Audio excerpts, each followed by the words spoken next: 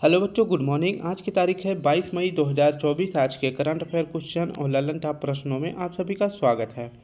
यह current affair question Kumar Gaurav sir के current affair से लिया गया है, जिसमें आप सभी को करंट अफेयर क्वेश्चन साथ में उसकी व्याख्या और ललन टॉप प्रश्न देखने को मिलेगा। वीडियो को पूरा जरूर देखें। यह वीडियो आज की थोड़ी बड़ी हो सकती है, ज़्यादा से ज़्यादा 5 या 10 मिनट की बड़ी हो जाएगी। टोटल वीडियो जो है 25 से 30 मिनट की होगी। अगर वीडियो अच्छी लगे तो प्लीज़ स्टूडेंट वीडियो को ज़्यादा से ज़्यादा लाइक करें, शेयर करें, कमेंट करें। तो चलिए हम अपने 21 मई के दैनिक समसामयिक सभी प्रतियोगी परीक्षाओं के लिए महत्वपूर्ण प्रश्न को देखते हैं। पहला प्रश्न है हमारा, हाल ही में किस देश के राष्ट्रपति की हेलीकॉप्टर दुर्घटना में मौत हुई है। ये तो सभी को पता है कि किस देश के राष्ट्रपति की हेलीकॉप्टर दुर्घटना में मौत हुई है, तो ये तो सबको पता है। किसकी हुई है, तो ईरान के राष्ट्रपति की मौत हुई है। ऑप्शन बी सही हो जाएगा। इसके बारे में अध्ययन करें तो ईरान के राष्ट्रपति, उनके साथ जो है ईरान के विदेश मंत्री की हेलीकॉप्टर दुर्घटना में मौत हो गई है। तो आपको याद रखना है, राष्ट्रपति का नाम है इब्राहिम रईसी और विदेश मंत्री कौन है, अब्दुल्लाहीन है। और जो पूर्वी अजरबैजान प्रांत के गवर्नर थे, इनका नाम है मलिक रहमती। तो इन 3 व्यक्तियों की हेलीकॉप्टर दुर्घटना में मौत हो गई है, तो तीनों को याद रखना है।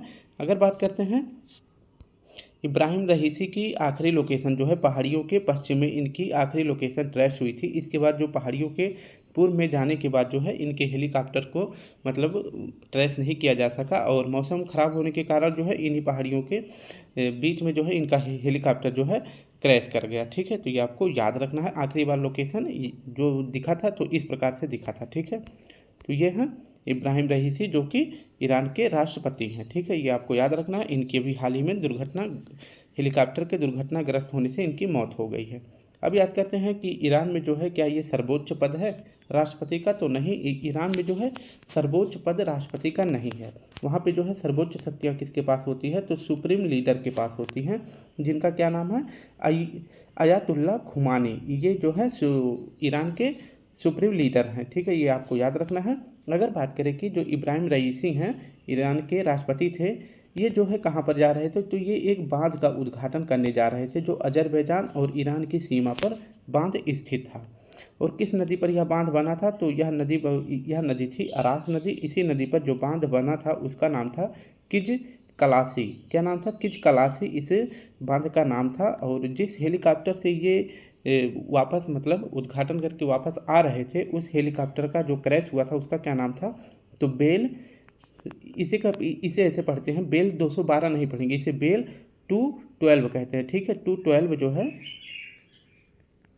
212 हेलीकॉप्टर कहते हैं। और इस हेलीकॉप्टर का जो ये है बेल 212 हेलीकॉप्टर है, इसका निर्माण कहाँ पे होता है, यह अमेरिका की कंपनी इस हेलीकॉप्टर को बनाती है। तो ऐसा अनुमान लगाया जा रहा था कि जो अमेरिका की इस पे जो वहाँ की एक सेना है जिसका क्या नाम है CIA, या तो CIA ने मारा है, क्योंकि जो कंपनी है हेलीकॉप्टर बनाने वाली वो कहाँ की है, अमेरिका की है। तो अमेरिका की हो सकता है CIA ने मारा हो, या फिर इजराइल का जो मोसाद है, जैसे हमारे यहाँ पे रॉ है, RAW, जो हमारे यहाँ पे रॉ है, उसी प्रकार से इसराइल में मोसाद है, तो हो सकता है मोसाद ने मारा हो। तो इस प्रकार से अनुमान लगाया जा रहा था। लेकिन अभी जो है कुछ ज़्यादा बात क्लियर हो गई है कि इनकी जो है हेलीकॉप्टर में जो है मौसम ख़राब होने की वजह से इनका हेलीकॉप्टर जो है दुर्घटनाग्रस्त कर गया और इब्राहिम रईसी जी की मौत हो गई है। तो याद रखना है, 3 व्यक्तियों की मौत हुई है। नदी का नाम याद रखना है, बांध का नाम याद रखना, और किस हेलीकॉप्टर से ये इनकी मौत हुई है, क्रैश हुआ है कौन सा हेलीकॉप्टर, तो ये भी आपको याद रखना है। यह हेलीकॉप्टर कहाँ पे बनता था, तो यह अमेरिका में बनता था। ठीक है, तो ये सभी पॉइंट आपको याद रखना है। तो ये हेलीकॉप्टर है, आप इसे भी देख सकते हैं। अगर बात करें ईरान की राजधानी का क्या नाम है, तो ईरान की राजधानी का नाम है तेहरान। ईरान में 2 महत्वपूर्ण जो है मरुस्थल है, इसको भी याद रखेंगे, दस्त कबीर, चाबहार बंदरगाह। इसमें जो है 2 पोर्ट हैं, चाबहार बंदरगाह में 2 पोर्ट हैं। एक तो है शहीद बेहिश्ती, इस पर जो है शहीद बेहिश्ती पोर्ट, इस पर जो है अभी भारत ने अधिग्रहण किया है, यानी कि ईरान की सरकार ने भारत को इसके देख रेख के लिए भारत को जो है दे दिया है। ठीक है, तो यह भी आपको याद रखना है। नेक्स्ट बात करें, ईरान में ही 2 फरवरी 1971 को रामसर सम्मेलन हुआ था। और यह रामसर सम्मेलन किसके संरक्षण के लिए हुआ था, तो आर्द्र भूमियों के संरक्षण के लिए 2 फरवरी 1971 को रामसर सम्मेलन ईरान में हुआ था। अगर बात करें भारत में कितनी आर्द्र भूमियाँ हैं, तो भारत में टोटल 80 रामसर साइट्स हैं, ये भी आपको याद रखना है। गगन स्ट्राइक यह जो है गगन स्ट्राइक 2 यह संयुक्त अभ्यास का आयोजन कहाँ हुआ है? तो गगन स्ट्राइक 2 संयुक्त अभ्यास का आयोजन अभी पंजाब में किया गया था। और इसमें जो है क्या है, संयुक्त अभ्यास है। तो इसमें भारतीय सेना और भारत की जो है भारतीय वायुसेना, ये दोनों सेना जो है इसमें भाग ली थी। ठीक है, तो ये भी आपको याद रखना है। नेक्स्ट पॉइंट देखते हैं, तो ब्रिक्स में कौन सा देश शामिल नहीं हुआ है? तो ब्रिक्स में कौन सा देश शामिल नहीं हुआ है? तो ब्रिक्स में शामिल होने के लिए 6 देशों ने हामी भरी थी, जिनमें से एक देश ने शामिल नहीं हुआ। तो इसका सही जवाब क्या हो जाएगा? जो शामिल कौन कौन से हुए हैं? सऊदी अरब, यूएई, मिस्र, इथोपिया, ईरान, अर्जेंटीना। तो ये 6 देश थे जिन्होंने हामी भरी थी, लेकिन अर्जेंटीना अभी जो है ब्रिक्स में शामिल नहीं हुआ है। बाकी के ये 5 देश आपको याद रखना है। आईसीसी ने किस देश के राष्ट्रपति को गिरफ्तार करने का आदेश दिया है? आईसीसी इंटरनेशनल कोर्ट जो है इसने अभी हाल ही में जो इजराइल के राष्ट्रपति हैं बेंजामिन नेतन्याहू, इन्हें गिरफ्तार करने का आदेश दिया है। तो ये भी आपको याद रखना है। इंटरनेशनल कोर्ट का अगर मुख्यालय की बात करें तो इसका मुख्यालय कहाँ पे है? तो इसका मुख्यालय है द हेग में, जो कि नीदरलैंड का एक शहर है। कहाँ का? नीदरलैंड का एक शहर है। इंटरनेशनल कोर्ट में अगर बात करें कुल कितने न्यायाधीश इसमें रहते हैं? तो 15 न्यायाधीश रहते हैं। और भारत की तरफ से इन 15 न्यायाधीश में कौन है? तो दलबीर भंडारी जी हैं। कौन है? तो भारत की तरफ से इसमें दलबीर भंडारी जी हैं। और इन 15 न्यायाधीश का कार्यकाल कितना वर्ष होता है? तो 9 वर्ष का कार्यकाल होता है, ये आपको याद रखना है। इंटरनेशनल कोर्ट के जो अध्यक्ष हैं वो कौन है? तो नवाब सलाम है। कौन है? नवाब सलाम है, ये भी आपको याद रख लेना। ठीक है, तो सारे पॉइंट को मैं एक बार फिर से क्लियर करना चाहूँगा। आईसीसी जो इंटरनेशनल कोर्ट है इसका मुख्यालय कहाँ पे है? द हेग में है, नीदरलैंड का एक शहर है। इंटरनेशनल कोर्ट में कुल 15 न्यायाधीश होते हैं, जिनमें से भारत की तरफ से दलबीर भंडारी दोबारा चुने गए हैं। और इन न्यायाधीशों का कार्यकाल 9 वर्ष का होता है। और आईसीसी के जो हेड बनाए गए हैं वो नवाब सलाम बनाए गए हैं, ये आपको याद रखना है। और इसी आईसीसी ने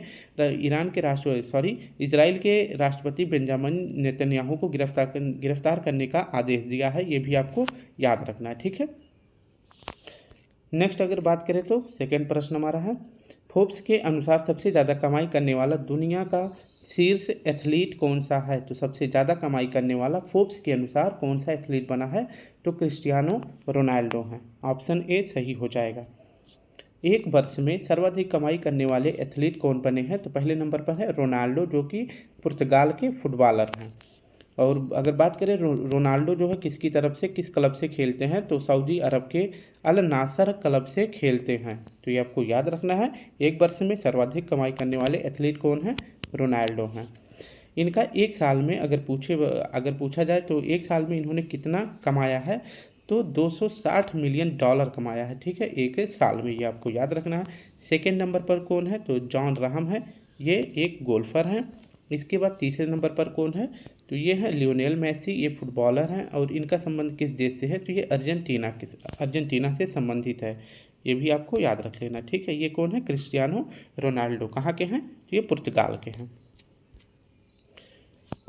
नेक्स्ट देखें तो वर्ल्ड में सबसे अमीर व्यक्ति में अगर बात करें कि टॉप 15 में भारत के 2 व्यक्ति शामिल हैं। एक तो 12वें नंबर पर मुकेश अंबानी हैं और 14वें नंबर पर गौतम अडानी हैं। भारत के लिए सर्वाधिक मैच खेलने वाले फुटबॉलर कौन हैं? तो सुनील छेत्री हैं। पृथ्जर या वास्तुकला अवार्ड जो है किसे दिया गया है? तो यह रिकेन यामामोटा जी को दिया गया है। और इनका संबंध किस देश से है? तो ये जापान से संबंधित हैं। एबेल पुरस्कार किसे दिया गया है? मिशेल टेलाग्रैंड को दिया गया है। और मैथमेटिक्स का अगर पूछे नोबेल कौन सा है?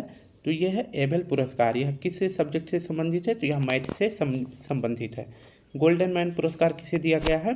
तो आलोक शुक्ला जी को दिया गया है। ये कौन है? तो ये एक मशहूर पर्यावरणविद हैं। और ये किस राज्य के हैं? तो ये छत्तीसगढ़ के हैं। ठीक है, कहाँ के हैं? तो ये छत्तीसगढ़ के हैं।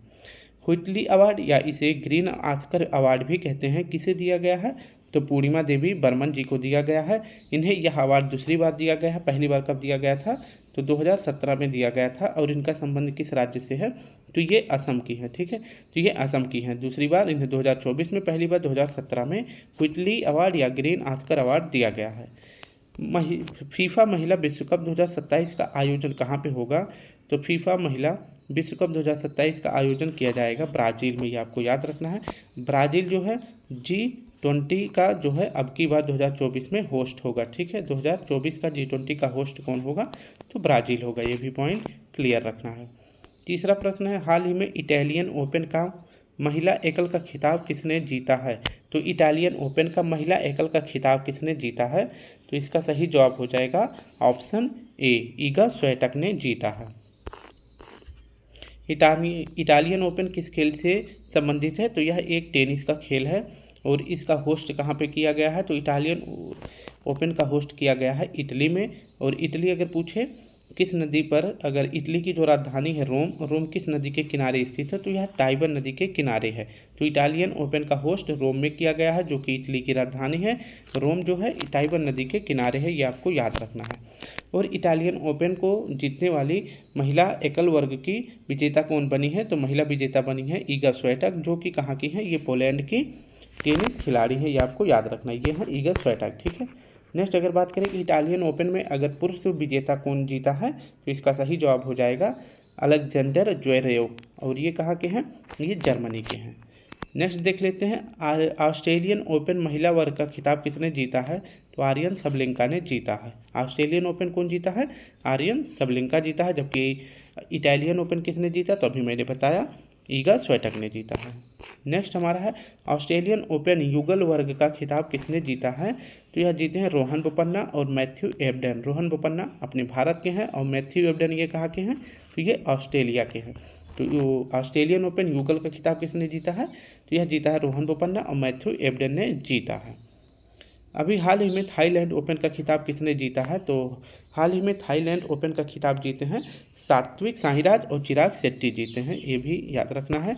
नेक्स्ट हमारा है, G7 2024 का आयोजन कहाँ हुआ है? तो इसका सही जवाब हो जाएगा इटली में हुआ है और इटली ने भारत को भी इनवाइट किया है, ये आपको याद रखना है। ठीक है, इटली की अगर बात करें पीएम कौन है, तो इटली की पीएम आपको बताना है कि इटली की पीएम कौन है। ठीक है, नेक्स्ट अगर बात करें कि G7 में जो है कौन कौन से देश शामिल है, तो आप इसे ट्रिक्स याद रखेंगे। GF जूस, जे से हो जाएगा जर्मनी, एफ से हो जाएगा फ्रांस, जे से हो जाएगा जापान, यू से हो जाएगा USA यानी अमेरिका, आई से हो जाएगा आपका इटली, सी से हो जाएगा कनाडा और ई से हो जाएगा इंग्लैंड। तो G7 में ये 7 देश याद रखना है आप सभी को। ठीक है, अगर नेक्स्ट देखिए तो मैंने पूछा है आप सभी से कि इटली की प्राइम मिनिस्टर कौन है, ये आपको कमेंट बॉक्स में जवाब देना है। ठीक है, नेक्स्ट हमारा है चौथा प्रश्न, हाल ही में एथलेटिक्स फेडरेशन ऑफ इंडिया का प्रायोजक कौन बना है? तो एथलेटिक्स फेडरेशन ऑफ इंडिया का प्रायोजक कौन बना है? तो इसका सही जवाब हो जाएगा ऑप्शन बी, प्यूमा इंडिया बना है। इसके बारे में अध्ययन करें तो प्यूमा इंडिया जो है एथलेटिक्स फेडरेशन ऑफ इंडिया का प्रायोजक बना है। और इसमें जो है इसका लाभ, मतलब इसका प्रायोजक बनने का क्या लाभ है? तो यह किट और जो स्पीड सूट है इस पर जो है अच्छी तरह की क्वालिटी दी जाएगी। ठीक है, तो प्यूमा इंडिया किसका भी प्रायोजक बना है? तो एथलेटिक्स फेडरेशन ऑफ इंडिया का प्रायोजक बना है, ये आपको याद रखना है। ये भारत के महत्वपूर्ण खिलाड़ी हैं, ये आपको याद रखना है। ठीक है, अमूल T20 वर्ल्ड कप का किस टीम का प्रायोजक बना है? तो अमूल T20 वर्ल्ड कप का किस टीम का प्रायोजक बना है? जो 2024 का T20 वर्ल्ड कप होना है, कहाँ पे? यह होगा वेस्ट इंडीज और USA में होगा। तो उसमें जो है अमूल किसका प्रायोजक बना है? तो किस टीम का? तो USA, श्रीलंका और साउथ अफ्रीका, इन 3 टीमों का प्रायोजक कौन बना है? तो अमूल बना है। राष्ट्रीय महिला हॉकी लीग जो झारखंड में हो रहा है, रांची के झारखंड में हो रहा है, इसका प्रायोजक कौन बना है? तो कोका कोला बना है। ठीक है, नेक्स्ट है, नीरज चोपड़ा ने अभी हाल ही में फेडरेशन कप में कौन सा पदक जीता है? तो गोल्ड मेडल जीते हैं। और इसका जो है फेडरेशन कप का आयोजन अगर पूछे कहाँ पे किया गया था, तो भुवनेश्वर में किया गया था। ओलंपिक में पहला पदक जीतने वाली पहली भारतीय महिला कौन है? तो इसका सही जवाब हो जाएगा कर्णम मल्लेश्वरी जी हैं। नेक्स्ट है, भारतीय ओलंपिक समिति की अध्यक्ष कौन बनी है? तो भारतीय ओलंपिक समिति की अध्यक्ष बनी है PT उषा जी। नेक्स्ट प्रश्न है हमारा पाँचवा, हाल ही में विश्व मेट्रोलॉजी दिवस 2024 कब मनाया गया है? तो इसका सही जवाब हो जाएगा ऑप्शन डी, 20 मई को विश्व मेट्रोलॉजी दिवस मनाया जाता है। विश्व मेट्रोलॉजी कब मनाया जाता है? जब 20 मई को मनाया जाता है और यह अब की बार पहली बार ही मनाया गया है 20 मई को विश्व मेट्रोलॉजी दिवस। अगर बात करें मेट्रोलॉजी का मतलब क्या होता है, तो मापतौल, जो मापतौल की जाती है उसे मेट्रोलॉजी कहा जाता है। इस बार जो है विश्व मेट्रोलॉजी की 2024 में थीम क्या रखी गई है, तो थीम रखी गई है हम एक टिकाऊ कल के आज को नापते हैं। हम एक टिकाऊ कल के लिए आज को, कल के लिए है, ठीक है, कल के लिए आज को नापते हैं। ये जो है विश्व मेट्रोलॉजी दिवस की थीम रखी गई है 2024 का, ठीक है, ये आपको याद रखेंगे। इसको अंग्रेजी में भी इसकी थीम याद रख सकते हैं, be measure today for a sustainable tomorrow, इसके लिए यह थीम रखी गई है। नेक्स्ट अगर बात करें कि जो है 20 मई को ही क्यों मनाया जाता है, क्योंकि 20 मई 1875 को एक कन्वेंशन हुआ था, माप तौल के लिए एक कन्वेंशन हुआ था जिसका नाम है मीटर कन्वेंशन, ठीक है। तो आपको याद रखना है माप तौल के लिए कौन सा कन्वेंशन हुआ था, मीटर कन्वेंशन हुआ था। इसलिए हर साल जो है अब की बार पहली बार इसकी शुरुआत की गई है, 20 मई को मेट्रोलॉजी दिवस मनाया जाएगा, ठीक है। नेक्स्ट देखते हैं 20 मई को एक और दिवस मनाया जाता है, इसे भी आप साथ में याद रखेंगे। तो विश्व मधुमक्खी दिवस कब मनाया जाता है, तो ये भी मनाया जाता है 20 मई को। मधुमक्खी पालन को क्या कहते हैं, एपीकल्चर कहते हैं। रेड क्रॉस डे यह कब मनाया जाता है, तो यह 8 मई को मनाया जाता है। रेड क्रॉस संस्था के संस्थापक कौन हैं, तो हेनरी डुनैंट थे, और इसकी स्थापना कब की गई थी, तो 1863 में की गई थी। थैलीसेमिया रोग कब मनाया जाता है, थैलीसेमिया दिवस कब मनाया जाता है, तो यह मनाया जाता है 8 मई को। थैलीसेमिया रोग यह एक आनुवांशिक रक्त विकार रोग है। हीमोफीलिया दिवस कब मनाया जाता है, तो यह 17 अप्रैल को मनाया जाता है। लीवर डे कब मनाया जाता है, तो 19 अप्रैल को मनाया जाता है। विश्व कैंसर दिवस कब मनाया जाता है, तो 4 फरवरी को मनाया जाता है। विश्व एड्स दिवस 1 दिसंबर को मनाया जाता है। मजदूर दिवस 1 मई को मनाया जाता है। मापतौल संविधान के किस सूची में शामिल है, तो वर्तमान में मापतौल जो है संविधान के किस सूची में शामिल है, तो यह समवर्ती सूची में शामिल है। अगर बात करें कि मूल संविधान के टाइम पर जो है मापतौल किस सूची में शामिल था, तो यह राज्य सूची में शामिल था, लेकिन जो है 42वां संविधान संशोधन 1976 करके इसे समवर्ती सूची में शामिल कर दिया गया। जैसे शिक्षा को, वन को और इन सभी चीज़ों को जो है 42वां संविधान संशोधन के द्वारा राज्य सूची से समवर्ती सूची में शामिल कर दिया गया है, ठीक है। नेक्स्ट अगर बात करें हाल ही में फुटबॉल दिवस कब मनाए जाने की घोषणा की गई है, तो पहली बार ये भी मनाने की घोषणा की गई है 25 मई को। हाल ही में हैदराबाद के स्वाधीनता दिवस कब मनाए जाने की घोषणा की गई है, तो हैदराबाद का स्वाधीनता दिवस पहली बार भी मनाया जाएगा और इसकी घोषणा की गई है 17 दिसंबर को यह मनाया जाएगा। नेक्स्ट प्रश्न है हमारा 6वां, वित्त वर्ष 2024 में PSU बैंकों में सर्वाधिक बिजनेस ग्रोथ करने किसने हासिल किया है, तो वित्त वर्ष 2024 में PSU बैंकों में सर्वाधिक बिजनेस ग्रोथ किसने हासिल किया है, तो इसका सही जवाब हो जाएगा option A, bank of Maharashtra ने हासिल किया है। फाइनेंशियल ईयर 2024 में अगर बात करें सार्वजनिक क्षेत्र बैंक यानी PSU में अगर बात करें कि बिजनेस ग्रोथ करने के मामले में पहला बैंक कौन बन गया है, तो पहले नंबर पर बैंक ऑफ महाराष्ट्र है। तो बिजनेस ग्रोथ में पहला बैंक कौन सा बन गया है सार्वजनिक क्षेत्र का, तो यह बन गया है बैंक ऑफ महाराष्ट्र और इन्होंने 2024 में 15.94% का जो है ग्रोथ किया है, जबकि दूसरे नंबर पर SBI है, ये आपको याद रखना है। नेक्स्ट पॉइंट इसमें है कि अगर देखा जाए कि फाइनेंशियल ईयर 2024 में जमा धन के मामले में सबसे ज़्यादा ग्रोथ किसने किया है, तो ये भी जो है बैंक ऑफ महाराष्ट्र ने किया है। तो सबसे ज़्यादा ग्रोथ किसने किया है, तो बैंक ऑफ महाराष्ट्र ने किया है और जमा धन के मामले में भी किसने ग्रोथ किया है, तो बैंक ऑफ महाराष्ट्र ने किया है। तो दोनों में महाराष्ट्र है, ये आपको याद रखना है, ठीक है। नेक्स्ट अगर देखें तो इंपीरियल बैंक की स्थापना कब होती है, तो इसको ध्यान से देखेंगे। इंपीरियल बैंक की स्थापना होती है 1921 में। 3 बैंक थे, 3 बैंकों को मिलाकर जो है 1921 में इंपीरियल बैंक बनाया गया। वो 3 बैंक कौन थे, तो bank of Bengal, bank of Madras, bank of Bombay. इन तीनों बैंकों को जो है 1921 में मिला दिया जाता है एक साथ और क्या बना दिया जाता है, इंपीरियल बैंक बना दिया जाता है। इसी इंपीरियल बैंक को अगर बात करें, इसी इंपीरियल बैंक को स्टेट बैंक बना दिया जाता है। कब बना दिया जाता है, तो 1956 में जो है इंपीरियल बैंक नाम का मतलब इंपीरियल बैंक का नाम बदल के स्टेट बैंक ऑफ इंडिया रख दिया जाता है, ये आपको याद रखना है। और अगर पूछे कि किस समिति की सिफारिश पर नाम बदला जाता है, तो ये बदला जाता है गोरेवाला समिति के सिफारिश पर। और वर्तमान में स्टेट बैंक के हेड कौन है, तो दिनेश खारा जी हैं।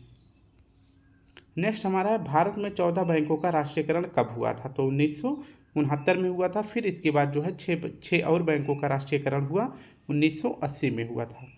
रिजर्व बैंक ऑफ इंडिया का राष्ट्रीयकरण कब हुआ था? तो इसका राष्ट्रीयकरण किया गया था, तो आरबीआई का राष्ट्रीयकरण हुआ था 1949 में। अगर आरबीआई की स्थापना की बात करें तो इसकी स्थापना हुई थी 1935 में। अगर एक्ट पूछे कब आया था तो एक्ट आया था 1934 में, ठीक है। और अगर पूछे किस समिति की सिफारिश पर, तो यंग हिल्टन या फिर शाही आयोग की सिफारिश पर जो है आरबीआई की स्थापना की जाती है।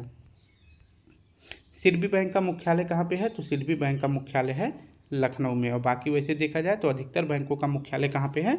मुंबई में है।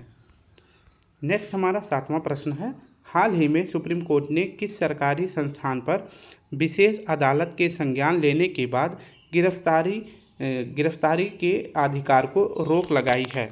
तो सुप्रीम कोर्ट ने किस सरकारी संस्थान पर विशेष अदालत के संज्ञान लेने के बाद गिरफ्तारी के अधिकार पर रोक लगा दिया है? तो आप सभी को पता है कि इस चर्चा में कौन सा मंत्रालय चल रहा है? तो ये आपका सही जवाब हो जाएगा प्रवर्तन निदेशालय। यह जो है किसी भी व्यक्ति को कोई भी अगर डाउट होता है तो उस पर जो है कुछ पैसों के लेन देन के मामले में उसे गिरफ्तार कर लेती है। तो इसके बारे में संपूर्ण अध्ययन करते हैं। ईडी को देखते हैं, इसका फुल फॉर्म क्या होता है? इन्फोर्समेंट डायरेक्टरेट इसका जो है फुल फॉर्म होता है। हिंदी में इसे कहते हैं प्रवर्तन निदेशालय। इसकी स्थापना कब हुई थी? तो 1956 में इसकी स्थापना हुई थी। और यह अगर बात करें किस मंत्रालय के अंतर्गत काम करता है, तो यह वित्त मंत्रालय के अंतर्गत काम करता है। अब यहाँ से हमें याद रखना है, इसका मेन पॉइंट यहीं से स्टार्ट होता है। जो प्रवर्तन निदेशालय है यानी ईडी है, यह जो है इसे शक्ति किस एक्ट के तहत मिलती है? तो इसे शक्ति मिलती है पीएमएलए एक्ट 2002 के तहत। पीएमएलए का फुल फॉर्म क्या होता है? Prevention of money laundering. यानी जो है कोई भी पैसा है उसे जो ब्लैक से वाइट बनाया जाता है तो उसे ही रोकने के लिए, या फिर कोई जैसे टैक्स चोरी कर रहा है तो इन सभी के मामले में जो है पैसों की लेन देन में कोई घपला कर रहा है या फिर कोई योजना निकली है उसमें जो है पैसे को जो है हेर फेर कर दिया जाता है। तो इसका जो है इस पर जो है तंज कसने के लिए ईडी की स्थापना की गई थी 1956 में, ठीक है। और इसे अधिकार ज़्यादा दिया गया है, पीएमएलए एक्ट 2002 के तहत इसे अधिकार दिया गया है, ठीक है। तो इसमें ईडी क्या करता है? जो धन शोधन है यानी मनी लॉन्ड्रिंग है इसको रोकता है कि जो है जो ब्लैक मनी है इसको वाइट मनी में बदला ना जा सके, क्योंकि जो पैसा है ये इलीगल तौर पर अगर जो पैसे कमाते हैं उसे ही ये सोचते हैं कि वाइट मनी कर दिया जाए। तो ईडी का काम है कि इसे रोकना, और इसके तहत जो भी व्यक्ति संदिग्ध मामले में होते हैं तो ईडी उनसे पूछताछ करती है। जैसा आप सभी को पता है कि अभी दिल्ली के सीएम अरविंद केजरीवाल पर भी इसी तरह का एक कार्य देखा गया था, जो ईडी ने उनको गिरफ्तार किया था और उन पर जो है शराब घोटाले का आरोप लगाया गया था, ठीक है। तो सुप्रीम कोर्ट ने क्या कहा है? सुप्रीम कोर्ट ने कहा है कि जो पीएमएलए एक्ट 2002 है, अगर इसमें कोई मामला जो है इसका कोई मामला पीएमएलए एक्ट का कोई भी मामला अगर विशेष अदालत में चला जाता है, यानी कि ईडी का अगर कोई मामला पीएमएलए के तहत कोई मामला कहाँ चला जाता है, अगर वह व्यक्ति जो है विशेष अदालत में चला जाता है, मान लीजिए अरविंद केजरीवाल जी अगर अपने मामले को लेकर कहाँ चले जाते विशेष अदालत में चले जाते तो ईडी उनको जो है गिरफ्तार नहीं कर सकती, क्योंकि यह सुप्रीम कोर्ट ने कहा है। कोई भी मामला जो पीएमएलए एक्ट 2002 के तहत अगर कोई मामला होगा, अगर वह मामला जो है कहाँ चला जाए विशेष अदालत में चला जाएगा तो ईडी जो है उस व्यक्ति को या फिर उस संस्था को के मालिक को गिरफ्तार नहीं कर सकती है, ठीक है। अगर उसे गिरफ्तार करना है तो ईडी को कहाँ जाना पड़ेगा? विशेष अदालत में जाना पड़ेगा, और इस विशेष अदालत से क्या लेना पड़ेगा? परमिशन लेने के बाद ही उस व्यक्ति को गिरफ्तार कर लिया जाएगा। तो ये आपको याद रखना है। तो सुप्रीम कोर्ट ने किस जो है मंत्रालय पर या फिर किस संस्था पे जो है इस प्रकार का आदेश जारी किया है? तो ईडी के लिए इस प्रकार की प्रावधान जो है सुप्रीम कोर्ट ने पारित किया है कि अगर कोई मामला होगा, अगर वह व्यक्ति विशेष अदालत में चला जाता है तो ईडी का यह हक नहीं होता है कि उस व्यक्ति को गिरफ्तार कर ले बिना विशेष अदालत से पूछे। तो ये आपको याद रख लेना है। तो हमारे प्रश्न का सही जवाब क्या हो जाएगा? तो सुप्रीम कोर्ट ने किस सरकारी संस्थान पर विशेष अदालत के संज्ञान लेने के बाद गिरफ्तारी के अधिकार को रोक लगाई है? तो प्रवर्तन निदेशालय। ये आपको याद रखना है। और इसमें जो है सुप्रीम कोर्ट ने क्या कहा है? तो सुप्रीम कोर्ट ने इसमें कहा है कि जो आर्टिकल 21 है वह जो है अधिकार देता है व्यक्ति को right to life and personal liability के लिए यह अधिकार देता है, और वह इस अधिकार को लेकर विशेष अदालत में भी व्यक्ति जा सकता है। तो प्रवर्तन निदेशालय के बारे में हमने देख लिया है। नेक्स्ट देखते हैं, लोकपाल संस्था के पहले अध्यक्ष कौन थे? तो पिनाकी चंद्र घोष थे। और वर्तमान में या फिर दूसरे कौन है? तो अजय माणिक राव जी हैं। केंद्रीय सतर्कता आयोग का कार्य क्या है? तो भ्रष्टाचार को रोकना इसका कार्य है।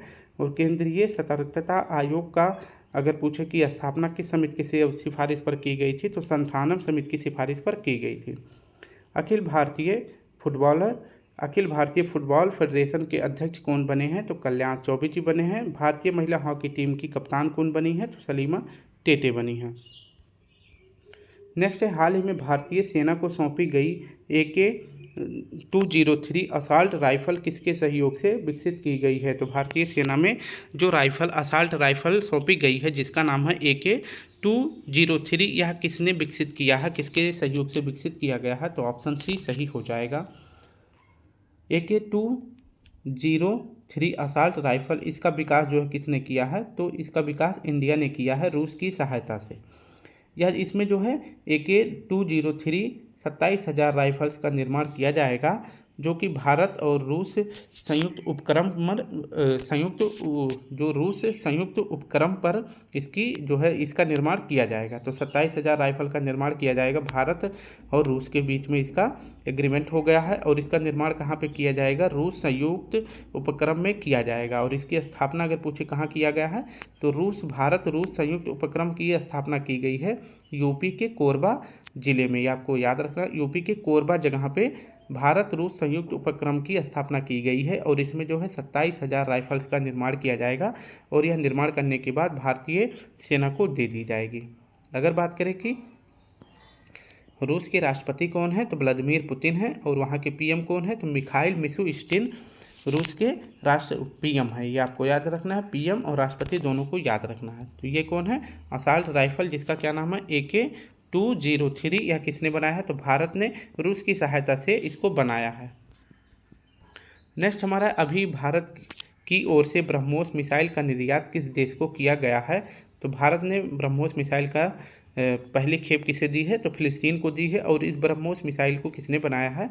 तो इंडिया और रूस ने मिलकर इसको निर्माण किया है। हाल ही में भारत और रूस के मध्य कौन सा युद्ध अभ्यास प्रारंभ हुआ है? तो शक्ति अभ्यास, यह भारत और रूस के बीच में होता है। और इसका कहाँ पे आयोजन किया गया है? तो शक्ति अभ्यास का आयोजन किया गया है उमरोई मेघालय में। नेक्स्ट है, भारत का भिलाई इस्पात संयंत्र किसकी सहायता से स्थापित किया गया है? तो भिलाई जो है इस्पात संयंत्र, यह रूस की सहायता से बनाया गया है। और यह कहाँ पे है? तो यह छत्तीसगढ़ में है। छत्तीसगढ़ में एक और प्लांट है, बोकारो स्टील प्लांट। तो बोकारो और भिलाई ये किसकी सहायता से बनाए गए हैं? तो दोनों जो है रूस की सहायता से बनाए गए हैं, छत्तीसगढ़ में है। नेक्स्ट है 9वां प्रश्न है, हाल ही में जापान में विश्व पैरा एथलेटिक्स चैंपियनशिप में महिलाओं की 400 मीटर स्पर्धा में किसने विश्व रिकॉर्ड तोड़ा है? तो इसका सही जवाब हो जाएगा दीप्ति जीवन जी। तो जापान में विश्व पैरा एथलेटिक्स चैंपियनशिप में महिलाओं की 400 मीटर स्पर्धा में किसने विश्व रिकॉर्ड तोड़ा है? तो दीप्ति नवजीवन जी ने तोड़ा है। ऑप्शन सी सही हो जाएगा। दीप्ति नवजीवन यह विश्व पैरा एथलेटिक्स चैंपियनशिप 2024 में भाग ली थी। और इसका आयोजन कहाँ पे किया गया है? तो इसका आयोजन जापान में किया गया है। तो विश्व पैरा एथलेटिक्स चैंपियनशिप में 400 मीटर दौड़ में गोल्ड मेडल जीती हैं कौन? दीप्ति जीवन जी ने जीता है। और इसी के साथ इन्होंने वर्ल्ड रिकॉर्ड भी बना दिया है, जो कि कितने सेकंड में 400 मीटर दौड़ दौड़ी है? तो 55.07 सेकंड में इन्होंने दौड़कर वर्ल्ड रिकॉर्ड तोड़ दिया है और अपने नाम कर लिया है। इससे पहले यह वर्ल्ड रिकॉर्ड किसके नाम था? तो USA की बीना क्लार्क थी, इनके नाम यह था। और इन्होंने कितने सेकंड में 400 मीटर की दौड़ को कंप्लीट किया था? तो इन्होंने कंप्लीट किया था 55.12 सेकंड में। ठीक है, ये आपको याद रखना है, 55.12 सेकंड में जो है इन्होंने यह वर्ल्ड रिकॉर्ड अपने नाम किया था। और अभी हाल ही में दीप्ति जीवन जी ने इनका रिकॉर्ड तोड़कर एक नया वर्ल्ड रिकॉर्ड बना दिया है। तो कितने सेकंड में? तो 55.07 सेकंड में यह दौड़ कंप्लीट करी है। आपको याद रख लेना है। ठीक है, ये कौन है? तो यह दीप्ति जीवन जी हैं। नेक्स्ट अगर बात करें, हाल ही में सुल्तान अजलान शाह कप का विजेता कौन बना है? तो सुल्तान अजलान शाह कप का विजेता कौन बना है? तो फाइनल मुकाबला हुआ था जापान और पाकिस्तान के बीच में। जापान इसमें जीत जाता है और पाकिस्तान इसमें हार जाता है। ठीक है, और अजलान शाह कप का हर बार आयोजन कहाँ पे होता है? मलेशिया में होता है। अतिथि अशोक का संबंध किस खेल से है? तो ये एक गोल्फर हैं। नेक्स्ट, अभी हाल ही में एलोरा कप में निकाहत जरीन ने कौन सा पदक जीता है? तो गोल्ड मेडल जीता है निकाहत जरीन ने। हाल ही में किस दिव्यांग खिलाड़ी को अर्जुन अवार्ड से सम्मानित किया गया है? तो यह है शीतल देवी, जो कि जम्मू कश्मीर की हैं। और इनका खेल कौन सा है? तो यह एक पैरा तीरंदाज हैं, ये आपको याद रख लेना है। और इन्हें अभी हाल ही में दिव्यांग यानी कि PWD श्रेणी में चुनाव आयोग ने इन्हें चुनाव आयोग मतलब वो आइकन भी घोषित किया है दिव्यांग व्यक्तियों के लिए, ये आपको याद रख लेना है। नेक्स्ट देख लेते हैं, 10वां प्रश्न है, हाल ही में यूनिसेफ की मदद से विकसित आपदा प्रबंधन प्लेटफॉर्म ड्रीम्स किसने लॉन्च किया है? तो इसका सही जवाब हो जाएगा ऑप्शन डी। ड्रीम्स को किसने लॉन्च किया है? असम ने। और किसकी मदद से? यूनिसेफ की मदद से लॉन्च किया गया है। अगर बात करें ड्रीम्स, इसका फुल फॉर्म क्या होता है? Disaster reporting and information management system, यह इसका फुल फॉर्म होता है। और यह आपदा प्रबंधन प्लेटफॉर्म है, ये आपको याद रखना है। तो ड्रीम्स क्या है? आपदा प्रबंधन प्लेटफॉर्म है। और इसका निर्माण अगर पूछे किसने किया है, इसको भी हाल में असम सरकार ने लॉन्च किया है, गुवाहाटी से इसे लॉन्च किया गया है। और इसमें हेल्प किसने किया है? तो हेल्प किया है यूनिसेफ ने। जैसे इसमें क्या बताया गया है, तो जो बाढ़ से प्रभावित क्षेत्र होंगे, भूकंप वाले क्षेत्र होंगे, या पशुधन जैसे कि पशुओं की देखरेख के लिए और फसल नुकसान के लिए, इन सभी के लिए जो है मदद किया जाएगा असम सरकार के द्वारा। किस प्लेटफॉर्म के तहत? तो ड्रीम्स प्लेटफॉर्म के तहत जो भी नुकसान हुआ होगा वह जो है उसमें किसानों को या फिर जो क्षेत्र से बाढ़ से प्रभावित लोग होंगे उनको जो है इसमें हेल्प दी जाएगी। और इसमें हेल्प कौन करेगा? यूनिसेफ हेल्प करने वाला है। तो ये आपको याद रख लेना है। ड्रीम्स को कहाँ पे लॉन्च किया गया है? असम के गुवाहाटी में लॉन्च किया गया है, ये आपको याद रखना है। इसका फुल फॉर्म आप देख सकते हैं, disaster reporting and information management system, ये है ड्रीम्स। ठीक है, कहाँ पे लॉन्च किया गया है? तो यह असम के गुवाहाटी में लॉन्च किया गया है। महिलाओं का स्टेम में योगदान बढ़ाने के लिए कौन सा पोर्टल लॉन्च किया गया है? यानी कि महिलाओं को, एस से आपका हो जाएगा साइंस, टी से टेक, ई से इंजीनियरिंग, एम से मैथ। तो इन सभी क्षेत्रों में महिलाओं का योगदान बढ़ाने के लिए कौन सा पोर्टल लॉन्च किया गया है? तो स्वाति पोर्टल लॉन्च किया गया है। सी विजिल ऐप या फिर दूसरा ऐप कौन सा है? सुविधा ऐप। तो ये दोनों ऐप किसके हैं? तो यह है केंद्रीय चुनाव आयोग यानी CEC का जो है, ये दो महत्वपूर्ण ऐप हैं। और इसके साथ दो और पोर्टल याद रखना है, सक्षम पोर्टल और सुई पोर्टल, ये किसके हैं? तो ये भी केंद्रीय चुनाव आयोग के हैं। हाल ही में निर्वाचन आयोग ने किसे यूथ आइकन नामित किया है? तो यूथ आइकन नामित किया गया है आयुष्मान खुराना को। जबकि PWD में